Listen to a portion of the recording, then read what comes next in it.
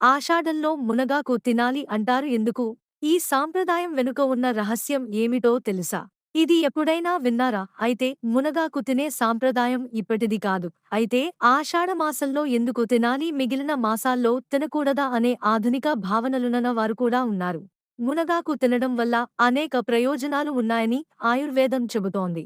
అయితే ఈ మునగాకు వేడి చేసే గుణం కలిగి ఉంటుంది. అందుకని వేసవిలో ఈ మునగాకు తినడం వలన విపరీతమైన వేడి చేసి ఇతర ఇబ్బందులు పడే అవకాశం ఉంది కనుక మునగాకు తినే అనుకూల సమయం వర్షాలు కురిసే ఆషాఢమాసం. ఆషాఢంలో లేత మునగాకు దొరుకుతుంది. తిన్న శరీరంలో వేడి పెరిగినా వర్షాకాలం కనుక ఇబ్బందులు ఏర్పడవు. మునగాకుతో బయట ఉష్ణోగ్రతలు అనువుగా ఒంట్లో వేడిని పెంచుతుంది. మునగాకులోని పోషకాలు శరీరానికి అందుతాయి. అంతేకాకుండా ఇందులో విటమిన్ ఏ అధికంగా ఉన్నందున కంటి సమస్యలను నివారిస్తాయని ప్రకృతి నిపుణులు చెబుతున్నారు.